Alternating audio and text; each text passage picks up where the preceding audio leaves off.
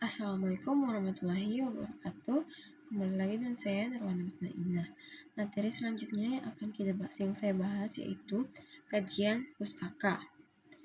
Nah, fokus analisis kita di kajian pustaka ini yaitu diarahkan pada 3 pilar utama. Bagaimana merumuskan definisi konseptual variabel secara tegas, bagaimana menyusun penelitian terdahulu yang relevan, serta bagaimana membangun kerangka konseptual dan kerangka berpikir untuk melandasi riset kita.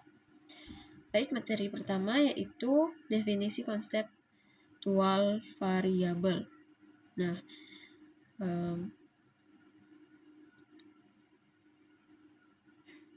menurut Sinambela 2022, definisi konseptual adalah batasan yang ditentukan oleh peneliti berdasarkan kumpulan teori yang dikaji dari jurnal atau buku ilmiah yang relevan, yang nantinya akan dijadikan pegangan sebelum dioperasionalkan di lapangan.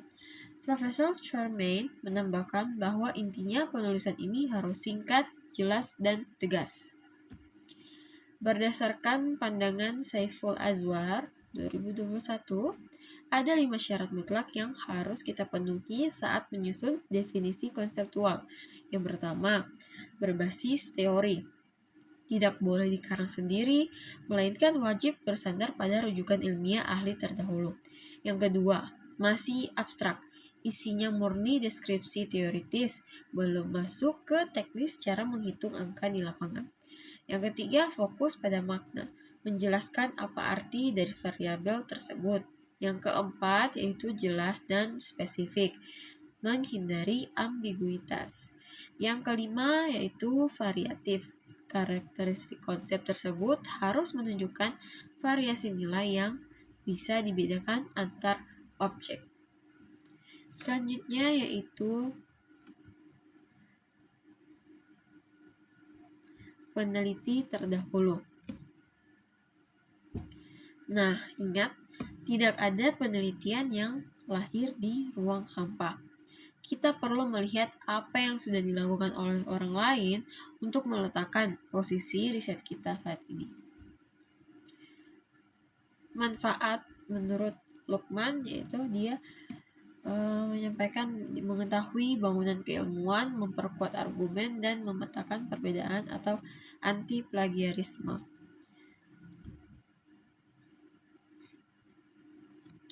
Penelitian terdahulu berfungsi sebagai kompas akademik yang memiliki tiga manfaat utama.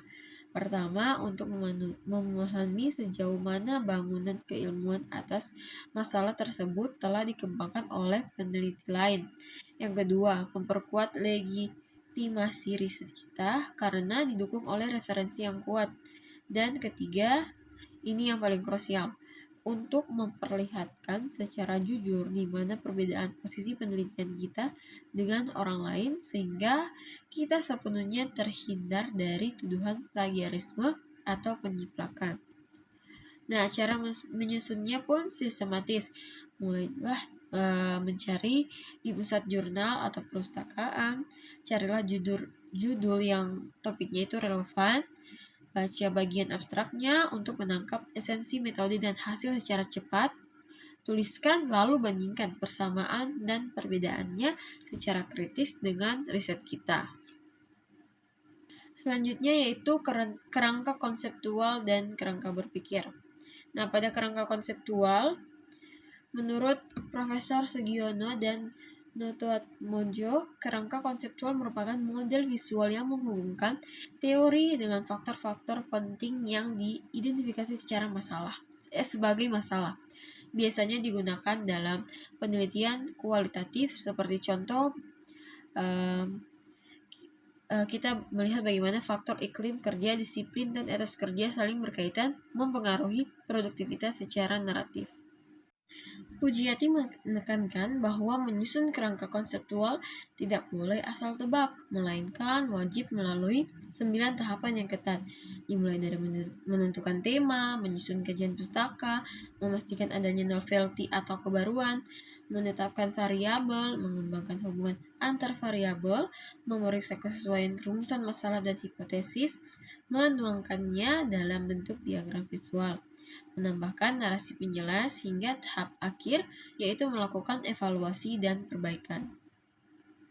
Selanjutnya yaitu kerangka berpikir.